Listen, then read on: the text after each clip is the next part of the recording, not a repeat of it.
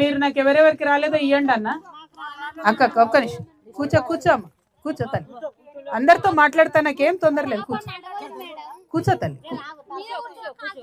అచ్చా సరే ఈ పక్కకు నిలవడేం కదా. అది వివరాలు ఇవ్వండి అన్న, నేను అది ఎంటబడి చేపిస్తా.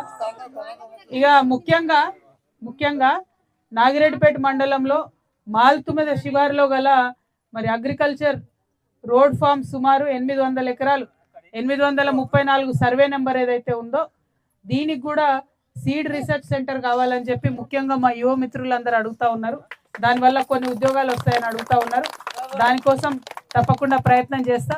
నేను జుక్కల్లో వస్తూ ఉంటే కూడా చాలా మంది అడిగినారు, మాకు పత్తి బాగా వండుతుంది కానీ ఆ పత్తి తడిచిపోతే వాళ్ళు కొంటలేరు, జల్దీ సీసీఐ వాళ్ళు ఇబ్బంది అవుతుంది కాబట్టి ఒక జిన్నింగ్ మిల్ పెట్టాలని అడుగుతా ఉన్నారు. దానికోసం కూడా ప్రభుత్వం చొరవ చూపించాలని చెప్పి నేను డిమాండ్ చేస్తా ఉన్నా. మరి మా ఆటో అన్నదమ్ములు మాట్లాడినరు, మీరు పట్టుకోండి సార్. ఆటో అన్నదమ్ములు మాట్లాడుకుంటే ఏమంటారు అంటే, ఈ ఫ్రీ బస్సు పెట్టినాక మాకు ఆటో వాళ్ళకి ఇబ్బంది అవుతుంది కాబట్టి 12,000 రూపాయలు ఇవ్వాలి అని మాట్లాడుతూ ఉన్నారు. ఆటో వాళ్లకు చాలా ఇబ్బందులు ఉన్నాయి. 12,000 రూపాయలు ఇస్తా అన్నది ఖచ్చితంగా ఇవ్వాల్సిందే. దాంతోపాటు ఆటో వాళ్ళకు ఇన్సూరెన్స్ కూడా ఇవ్వాలి. ఎందుకంటే రోడ్లు సరిగ్గా వేస్తలేరు, ఏకపోవడంతో ఇంత గుంతలు ఉంటున్నాయి. ఆటో మరలబడ్డ బోర్లబడ్డ ఏమైనా కూడా చాలా ఇబ్బంది అవుతున్నాయి. రోజు అనేక సంఘటనలు చూస్తూ ఉన్నాం. కాబట్టి ఆటో డ్రైవర్లకు ఇన్సూరెన్స్ కూడా ప్రభుత్వం తరఫున ఇవ్వాలని చెప్పి నేను ఈ సందర్భంగా డిమాండ్ చేస్తా ఉన్నా. మరి ఆటో వెల్ఫేర్ బోర్డుకు సంబంధించి ఇస్తామని చెప్పి అంతకుముందు ప్రభుత్వం చెప్పింది. తర్వాత అసలు దాని ఊసు లేదు, బందే పెట్టుకున్నారు మొత్తానికి. కనీసం ఒక్కనాడు కూడా ఆటో వాళ్ళని పిలిచి ఏ మంత్రి కానీ ఎమ్మెల్యే కానీ మాట్లాడింది కూడా లేదు. ఇక్కడ మా ఆడబిడ్డలందరూ నేను కోరేది ఒకటే, మనందరం ఎప్పుడు కూడా ఒకటే మాట అనుకుంటాం, ఇంతంత ఇల్లు ఉంటే బాగుంటుంది, పర్మనెంట్గా మనకు నెత్తి మీద జర నీడ ఉంటుంది అనుకుంటాము. మరి ఇందిరమ్మ ఇల్లు ఇస్తామని చెప్పి ఇచ్చి ఏం చెప్పిర్రు, కట్టుకుంటేనే పైసలు ఇస్తామని ఒకటి చెప్తున్నారు. ఏదో చిన్నగా అట్లిట్లుంటే మొదలు అది కూలగొట్టి ఇంకో పైసలు ఇస్తామంటారు. మరి కూలగొడితే ఏడు ఉండాలంటే ఏం మాట్లాడతలేరు. విచిత్రమైనటువంటి పరిస్థితి ఉన్నది, విచిత్రమైన ప్రభుత్వం ఉన్నది. దానికోసం ఏం చేయాలని కూడా మనందరం ఆలోచన చేస్తే ఒకటే మాట అందరు చెప్తున్నారు, ఏదైతే ఇందిరమ్మ ఇల్లు ఇస్తామని చెప్తున్నారో ఒకటేసారి డబ్బులు ఇచ్చేసేయండి. మీరు ఎవరు కట్టుకునేది వాళ్ళు, ఎవరు కట్టుకునే తిర్ల వాళ్ళు కట్టుకుంటారు. ఒకటేసారి డబ్బులు ఇవ్వండి అన్నది మనందరం డిమాండ్ చేస్తాం. ఎందుకంటే ఊకే సగం ఇచ్చుకుంటా పోతే కట్టలేని పరిస్థితి ఉన్నది. కాబట్టి ఆ ఇచ్చేదేదో ఒకటేసారి ఇవ్వండి అని చెప్పి కూడా డిమాండ్ చేస్తూ ఉన్నాం. మరి ఇట్లా ఒకటి కాదు, రెండు కాదు, అనేక కష్టాలు ఉన్నాయి. మీకు తెలుసు, మన దగ్గర బీడీలు చేసే వాళ్ళు మస్తు మంది ఉన్నారు. అంతకుముందు పెట్టిస్తే వాళ్ళకు పెట్టించినాక కొంతమందికి రాకపోయి, మరి వీళ్ళు అధికారంలోకి వచ్చినప్పుడు ఏమన్నారు, పిఎఫ్ కార్డు లేని వాళ్ళందరూ కూడా ఇస్తామన్నారు. ఇప్పటి వరకు కనీసం మాట లేదు, ముచ్చట్లేదు, పెన్షన్ గురించి మాట్లాడింది లేదు.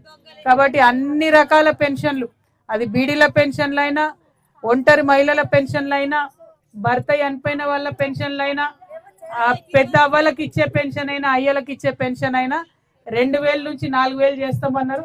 తక్షణం మా జైమని డిమాండ్ చేస్తా ఉన్నాం. అట్లనే 18 ఏళ్ళు దాటినటువంటి అందరి ఆడబిడ్డలకు కూడా 2,500 రూపాయలు ఇవ్వాలని మాత్రం మనం గట్టి కొట్లాడాలి.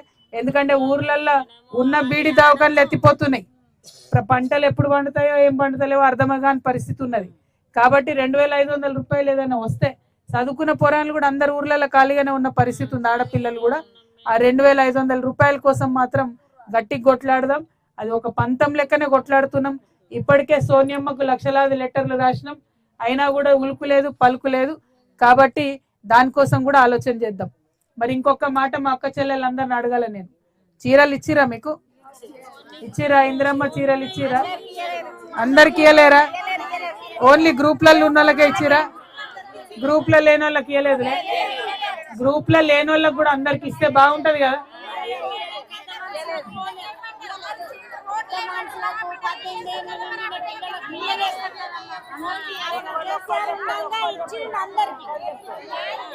ఇవాళ రేవంత్ రెడ్డి గారు ఏమంటుందంటే, అట్లా కూర్చొని ఇవాళ ముఖ్యమంత్రి ఏమంటుందంటే, 1,000,000 మంది ఆడబిడ్డల్ని కోటీశ్వర్లు చేస్తా అని చెప్తున్నాడు ఆయన. కానీ గ్రూప్ లో లేని ఆడబిడ్డలకు కనీసం చీరలు కూడా ఇవ్వలేనటువంటి పరిస్థితి ఉన్నది. కాబట్టి అందరికి కూడా చీరలు ఇవ్వాలని చెప్పి నేను డిమాండ్ చేస్తున్నా. జై తెలంగాణ.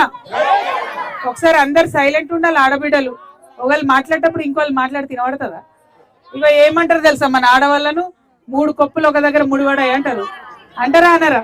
మనం ఎంతమంది కూర్చున్నా సైలెంట్ గా ఒకళ్ళు చెప్పేటప్పుడు ఇంకోళ్ళు వింటే ముచ్చట అనేది అర్థమవుతుంది, ముంగట పడుతుంది. అందరు ఒకసారి మాట్లాడితే వాళ్ళకి అర్థం కాదు. కాబట్టి నా రిక్వెస్ట్ ఏంటంటే, ఇప్పుడు ఏం అడుగుదామంటే, ఓట్లు వేసేటప్పుడేమో గ్రూప్లలో ఉన్నారా అని అడిగినరా? అందరు ఓట్లు కావాలి. ఇప్పుడేమో చీరలు ఇవ్వమంటేనేమో గ్రూప్లలో ఉన్న వాళ్ళకే చీరలు ఇస్తామంటారు. అట్లా కుదరదు. ప్రతి ఒక్కరికి చీరలు ఇవ్వాలని చెప్పి ప్రభుత్వాన్ని డిమాండ్ చేద్దాం. జై తెలంగాణ, జై తెలంగాణ. 1 కాదు 2 కాదు, అనేక కష్టాలు ఉన్నాయి నాకు తెలుసు. నేను మీ ఆడబిడ్డని, ఎక్కడికి పోయినా దగ్గరికి వచ్చి మరి మా ఆడబిడ్డలు చెప్పుకుంటున్నారు. అవి ఒకటే రోజులో తీరమని మనందరికి కూడా తెలుసు. కానీ ఒకటి వెంటబడి మాత్రం చేసుకుంటూ పోదాం. మీ అందరి కోసం మీతో పాటు కలిసి పనిచేయడానికే మీ దగ్గరికి వచ్చినా అని మీకు తెలియజేస్తా ఉన్నా. Thank you. జై తెలంగాణ.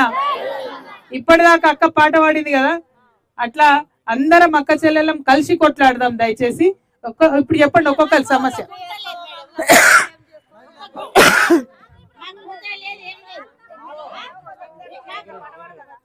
గుంట లేదు, మాకు బియ్యము 6 కిలోలు ఇస్తాడు.